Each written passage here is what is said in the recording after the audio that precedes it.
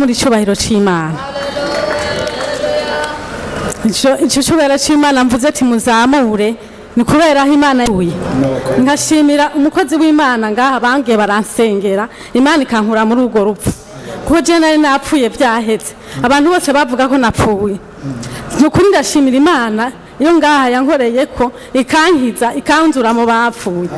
Ico gihe ntibyari byoroshe. Abantu benshi baragize amasanganya. Ariko jewe naragize isanganya nari ngiye kudandaza nikoreye n'ibintu nshoye ndi kumwe n'umukazana ndarengana amabarabara ngahe ariko ngeze kuri ryo barangira nshike ahantu ndandariza kubera abo tudandazanya bari bamfitiye ifuhe kwa je nani Imana yampaye abakiriya banje mugabo bakandindira nabo bakagira ifuhe hari n'umama umwe antutse kandi duva hamwe arantuka ndavuga ati jewe nawe nduka uwo namenye arakomeye kandi arashoboye urumva aho wose ndamwihoza abantu bose bavuga ati none umutamakazi umurondera kwiki kuva wa mutuki ugenda ugaruka urumva ico gihe ndavyihoza Imana aho wose n'Imana yancira inzira kubera nihanganye jewe ico gihe naramanutse neza nshitse aho hantu ngo mashike imodoka ntiyari kiriruka ariko mbona ikintu kimboshe hagati mu ibarabara kimboha amaguru kirantwara ubwenge ndazimira mbona umwiza mwinshi cyane imodoka irapiga isoni sinayumva sinumva na kimwe umukazana araza arankwega biranka ko nari mfise ngo izo mbaraga ngo ndamushiburira hariya kandi ari umukazana abyaye kabiri urumva abantu b'Imana ariko ndashimira Imana yankuye muri urwo rupfu imodoka nyakintu kinkubita ku modoka nkomereka aha narapasutse baranshona nongera ntoboka ngaha ibyo byose Imana irahankura gushika naho mva amaraso menshi nyena ngonza aranterura aranjana kwa muganga kuri presereja baranshona banshiramo bomboni kubera imwe muzari zakabanutse nta n'amaraso nari mfise ubu n'umubiri nasuye kuronka Imana yampaye mbo baratelefona abana ndafise umwana akora mu Ruvumera bose baraza bari muhira baraza ico gihe baje kunshona bacabwira none yangonze ati ko doje kumushona hana bitaro dufise twamushiramo mutware muri wa Karede baca barantwara muri wa Karede banwe muri wa Karede baragomba kwanka kunyakira mugabo baranyakiriye batevye baca banshiramo serumu mu gatondo abaganga bavuga ati ushaka kumuvura tutazi kibazo yagize mu mutwe ari gihe ubwonko bwo bwakomeretse ati rero nbanze mutware muri sekanere sinzi mu mama navuga ati none ko atamahera dufise Imana ica mu muntu hariho mu mama ba mwana acazana amahera ibihumbi 300 umuhungu wanje cariha amahera y'imodoka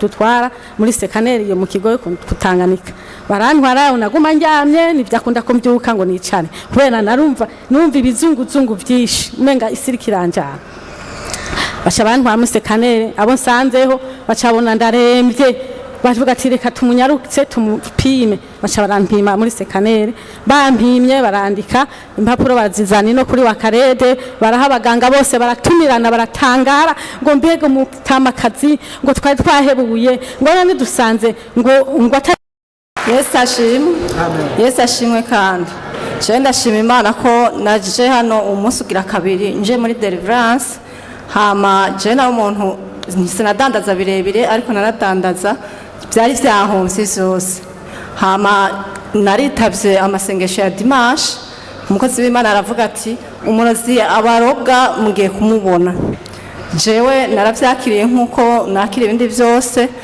hari dimanche lendi nagiye mbonaje yaravyemeye ko hari vyafise Yesu ashimwe mwumvise gushima ko bagiye kuza kubasaba imbabazi bakiyemeza ivyo bariko barakora bibi ni ku munsi wa Mungu turonke kode bazoza kutegeka Yesu ashimwe cyane Yesu ashimwe Yesu ashimwe cyane je nababariye ko nshitse muri ishengero naryohewe cyane kandi mu buzima bw'iwanje bumusango sinjya ndyoherwa sinjya shwashwanuka ngo mugabo nshitse ngaha numva umutima wanje unezerewe cyane kandi sinzohava amen je rero nababariye ko mfise intahe nyinshi cyane pasiteri ntarampa umwanya azompa umwanya umunsi nk'amasaha 2 ndazi ko ariho mpagaze ngaha ni ikintu cambaye ko mwabantu muze murakunda karago kandi mukunde gusenga. Amasengesho yo mu gitoro kwiyiriza amasengesho meza cyane. Ndababwira akantu Imana yampaye kibanga nkoresha nawe muzogakoresha. Gusenga saa 9 y'ijoro. Je senga saa 9 y'ijoro nico gituma mbona ntavyuka mu gitoro ngo nze muri nibature. Kenshi mbyuka saa 9 nkaryama saa 10:12 mba ndiko ndasenga. Kandi Imana iranyereka. Yego. Hama rero jewe navyaye umwana umwe. Mvyaye wa kabiri baramwica. Uwamwishe ni wakinkurikirana mugabo arihenda mu izina rya Yesu. Uwo mwana wiwanje ntiyakunda gufungura n'ababone baje gukora haraho yabankira akimubona yaca mwirukana atazi no kuvuga kanka gufungura. Rero umuntu w'umubanyi ndamubwira hari umukobwa yarafise umwana umwe ndamubwira nti mumpa umwana kudafise ibyo umugabura agenda mugabura sangire n'umwana we wanje.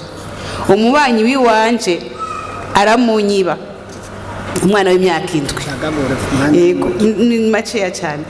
Aramunyiba amutamwisha mu isoko umwana aragenda arabura byambereye umutwaro. Mpamagara nyina yiwe nti umwana wiwawe namubuze. Ati ntibishoboka. Ati ubwo ari ngaho mu mihana turatanga amatangazo umwana arabura. Mugabo nagiye anjana mu bapfumu ndemera ko yarakinyobora ngo yarasiga nyobora tujaha nkagenda ducaha nkagenda gushika nawe ufite ni nkovu davyimbye amaguru naravuganye n'ibitega naravuganye sinzi akanyamasyo nagakire kaya kantu kaya gakoko kinjira mu ntuzega amasyo nyene n'akanyamasyo kajya twaravuganye amasoko yandi jewe kavuga ururimi rumeze gute kavuga ikirundi gutya nyene karantuka cyane je nta mupfumu n'umwe atantuka nava ngo je ngufise indi Imana uvuga ngukorera ngo wewe ukorera Imana zibiri ngo ari genda n'ibitutsi vyinshi. Umunsi umwe rero ari umunsi wa nyuma yarambwiye ati ejo tuzojana impene nkaraba igihagararo ciwanye kuntu uzogenda nkwega impene mwibarabara ngo nyishiriye umupfumo ndavuga sha uzijane jewe iyo mpene nzoguha amahero yigure mugabo sinzojana nawe. Jewe uwo munsi nacenja gusenga nja ku karago ndasenze iminsi 3. Uwo mwana yabuze mu kwezi kwindwi aboneka mu kwezi kwa 11. Amashimeshi.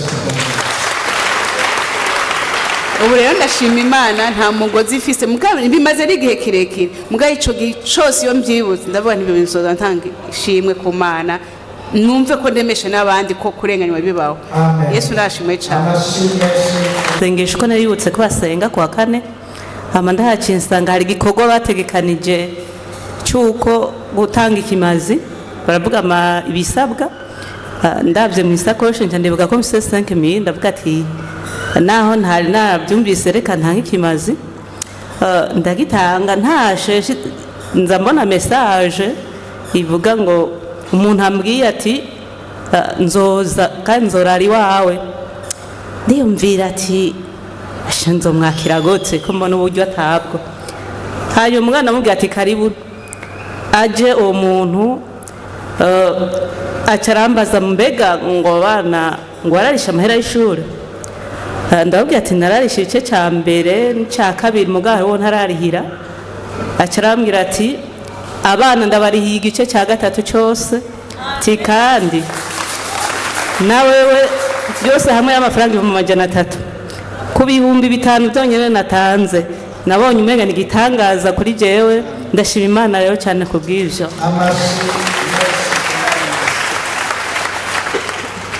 Haleluya Imana nuko papa wanje yaragwaye ibintu amaranye imyaka 5 byamufata bikamujana hageze mu ijoro ashitse tukumva akaguma koma induru ubwo nyine tugaca tumubura akamara amasaha 2-3 ataraza. Nashaka shima Imana yuko yamukijije Elize niwe yasavye izina ryiwe cyo ndarimuha kugera n'ubu nibirasubira ndetse ukwezi kugira guhere bitarasubira kugaruka. Ngaha nshima Imana igihe umwongere wacu asiguye ngo batatuvuye inyuma bagiye kutugwa inyuma aho napfakariye ubwa mbere bamaze kumva ko narongowe barungitse umuntu avuye ruguru ashika i Bujumbura isaha 3 z'ijoro hanyuma ca ndamuha amahera arara muri hoteli, ibyo yazanye biba birapfuye. Duca tunyuranwa kuri bonane nza ngaha ku rusengero nawe aje muhira. Hanyuma amaze gusubira yakagenda, twamufatanya amazi ya Tanganyika yaragiye kuyazana, tutazi ingene yayazanye. Musaza wanje asigaranye muhira umupira wiwe wambaye, acarapfa arahwera, ndasenga mazimanira murokora. Hanyuma amaze gusubirayo ivyo yari yanzaniye vyahitanye se wabo, nagiye numva bampisha ko yapfuye ariko ndabimenya. Bama barantegura ngo uno munsi waje, ndababwira ntoyaye ntabwo naduze kuganduka, ngo emwe ngo jeho ivyo ndimwo mwene kuba yari yarungitse uwo muntu, ngo bariko barambwira ko umuntu ari je namwishe. Nti niba atacu bizi ko Imana nivyumvira bizi. Hama ikindi shimira Imana nuko Dimashe aho basengereye amahera 10,000 namanitse ngo basengere vyaguye inshuro 20. Imana yo mwijuru vyumve ibihererwa icubahiro. Hanyuma aho nari naratawe ndiko ndandikirwa message yo gusabwa imbabazi, Imana yo mwijuru niyumve kirikira bishimira. Imana kubisana kanya ndi muzima. Haleluya. Ndashima Imana kuba umwanya n'isandi ngaha. Nkaba nongeye gushima Imana yuko kuva shika ngaha nararota ndiko imyumbati ruguru, nkarota ndi ruguru ndi kumwe na mutama yarapfuye. Ivyo ndabishimira Imana kuba isana kanya ntakibirota. Imana ibihererwa amashimwe n'icubahiro. Musa ariko sinibuka itariki bavuga ngo nitumanike telefone bazisengere. Mvuga ati ivyo nibiki Jeffis aga telefone gato, ivyo navyo bigenda gute? Barazisengera rero, bazisengeye haheze imisi mikeya, sinagiye mbona amafaranga menshi, ubu naraguze nini Imana ishimwe. Ikindi nacyo shimira Imana, ubu nahora ndarota nyokuru, ubu sinkimurota, n'indoto zaragabanutse sinkirandarota ngwa mu ruzi. Naho ndarota ndi ruguru si kenshi, rimwe na rimwe birasibiza. Imana ishimwe.